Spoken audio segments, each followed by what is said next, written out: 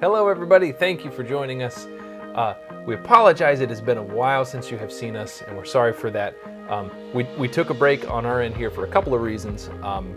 One of them is we made some changes to our studio here, and that shut production down for a little bit. But more importantly, we have been hard at work on a couple of new courses that we're getting ready to put out.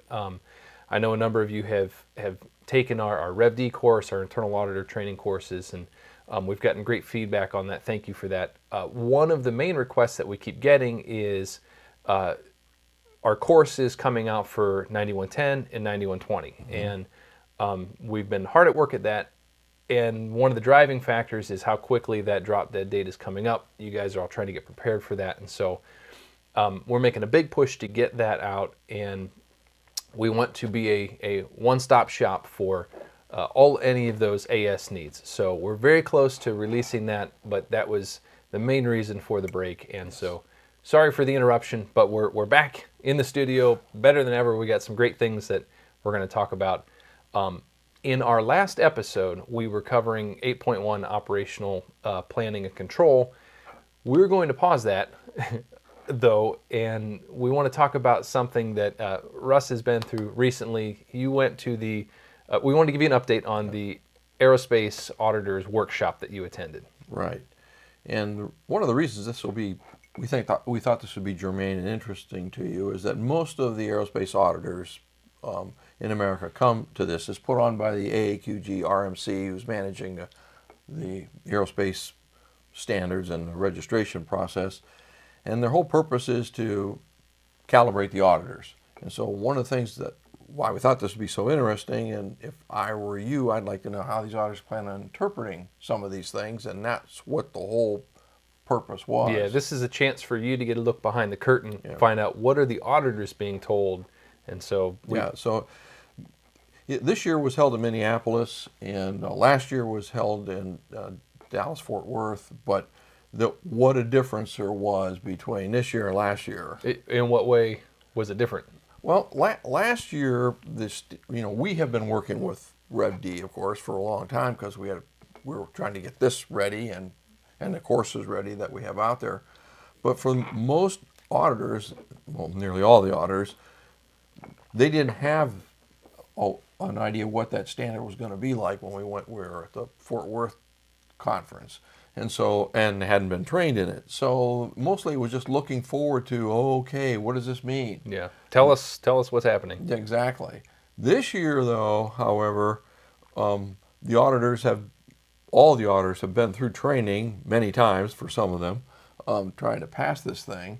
And so they all came with predisposed ideas on what this stuff means. And so that was fascinating for me, to listen to that. So one of the things that happened was there was quite a bit of arguing about, the interpretations, and it got pretty heated.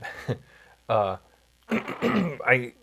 remember you saying though that the RMC did a really good job of putting this together. It was well organized, it was professional, well managed, all that kind of stuff. But the auditors who were showing up with their preconceived ideas were created a lot of tension. Yeah, the thing about it is the RMC is made up of the OEMs, people from the aerospace industry. They actually know what they're talking about.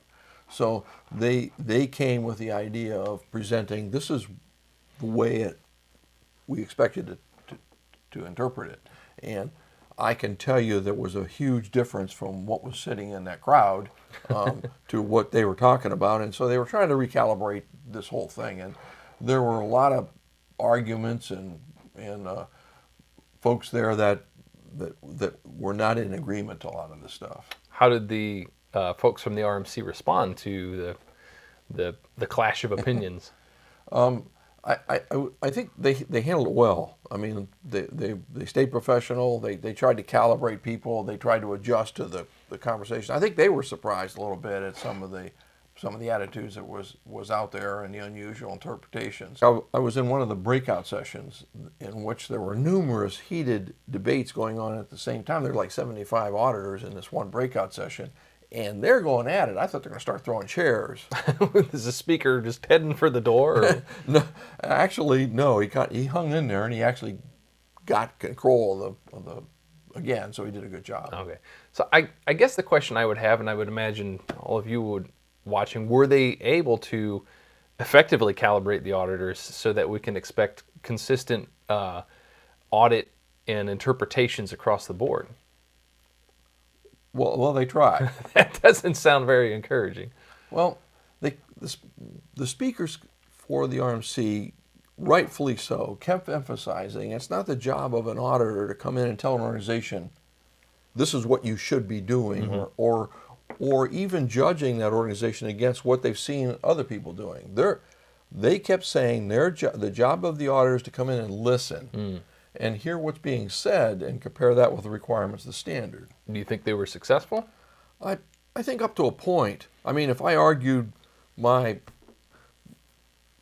political point of view with someone else, I could get my point across, but if they're really entrenched, I'm probably not going to change much of their opinion. You typically don't. Yeah. You just vented your side. But it does remind me of what we're always stressing to our clients, which is it's not what you think about that will get you in trouble. It's what you don't think about. Yes, and that's so appropriate here. The bottom line after listening to these guys and gals for 2 days is I don't know how they're going to interpret things. But I can tell you this, you're a whole lot better off looking at these requirements and defining how you're, as an organization, going to meet it, rather than, fumbling around because I'm not sure how a lot of this is going to your best shot is sticking with the RMC's line of thinking, which is it's up to you. The auditor should be listening, and it's going to be important for you to think about all the things that you aren't thinking about and cover your bases.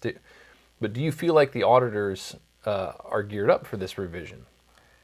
I think they're geared up okay. I'm not sure that we're all on the same page. After listening to some of the comments, some of these people are right on line. Some of these seem to me like clueless. And if you have one of the clueless auditors, then you're probably good no matter what you do. But you can't count on that. I mean, you're more likely to have a pretty good auditor. Yeah, and you're if gonna need he or she is, in that case, going to be knowing what they're doing. And in this case, you're going to be able to have to answer the questions and be able to present evidence that you're doing this properly. So it'd be wise to not take a chance and plan for success by thinking through this revision. The takeaway from all of this that I took away from this conference is, boy, you don't expect the auditor to come in and interpret exactly the way you. Don't create your system to meet the auditor, but create the system to meet your business needs so that you're able to defend this system. One of the areas that we have talked about before and we've been wondering how it's going to be audited is context of the organization, particularly identifying interested parties. Yeah, that was covered in a lot of detail. The RMC stressed identifying customers as interested parties, as the only interested parties, most likely won't work. And we have a slide from the presentation that they did at that audit conference. So let's take a look at what the actual wording was on that slide. So looking at this actual slide, it reads, not one point that should be emphasized. It is most likely inappropriate for an organization to conclude that their only interested party group is the customer base. I see that they pointed back to the definition of interested party, which is a person or organization that can be affected by, or perceive themselves to be affected by a decision or an activity. They also include a slide pointing to who else could be considered an interested party. That's right, Mike. And this becomes even more interesting when you consider that the needs of these interested parties are mentioned throughout other portions of the standard. In fact, this whole context of the organization becomes one of the most key changes of the standard. So we're going to talk about this session and next is going to be critical to what you're doing. So what did they tell the auditors to do? Well, a couple things. One, again, what they told them is not to dictate to the organizations. So if an organization says, these are our interested parties, you're not to say, no, it can't be, But their job was to listen and to evaluate the process the organization used to determine who the relevant interested parties were.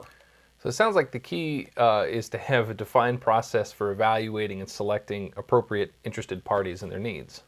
That's it, exactly. So if the organization cannot show that they have used and are using a defined process to evaluate and identify potential interested parties, there's going to be a problem. So just being able to show, here's our interested parties, here's what they are, isn't going to be sufficient by itself. You got to have, what is the process that you use to identify these and reviewing them? Yeah. In fact, we have another slide from that. The exact wording on it is, if the organization cannot provide evidence of structured analysis having been performed, it is likely that the process by which interested parties were selected was flawed and a nonconformance should be issued. Right. So it's going to be necessary to prove that your organization thought through this process. And I noticed it didn't say it couldn't end up being that the only interested parties were customers. No, actually, in the RMC acknowledged that might very likely be your own interested parties, depending on your circumstances, but it may likely not be too. So yeah, so it's you're going to have to prove it, show that you at least thought it through. Yes. All right. So what's next? Well, when we come back, I thought I'd introduce another hotly debated topic that was covered in the aerospace workshop, which is actually key to a lot of the stuff we're doing. So. All right. We'll see you in a moment. Learn all about AS9100 Rev D with our new online course. This is the best resource to rapidly get you caught up on what's changed and what's new. Our course guides you through each part of the standard and teaches you how to implement it within your own organization. Each section is broken into bite-sized pieces, allowing you to work through the standard at your own pace. You can access the course as many times as you want, making this the #1 resource for when you need a quick refresh on a specific topic. Buy it today and get the guidance you need to achieve your Rev D certification.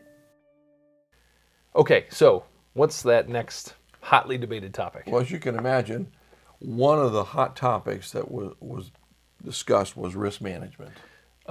Organizational or operational risk management? Well, both really, but and a large number of the auditors that were in the conference did not seem to understand what the difference was between organizational and operational risks. Okay. So there was considerable arguing. More arguing. Okay. Well, so that's to look forward to for next week, and that should wrap it up for today, I believe. Well, unless you want to hear the latest song I wrote on my ukulele. We definitely don't want to. Okay, so we're done. Again, sorry for the break. Sorry for taking so long to get this out, but we're back at it. As always, we welcome your feedback, questions, comments, anything you want to see us cover in the show.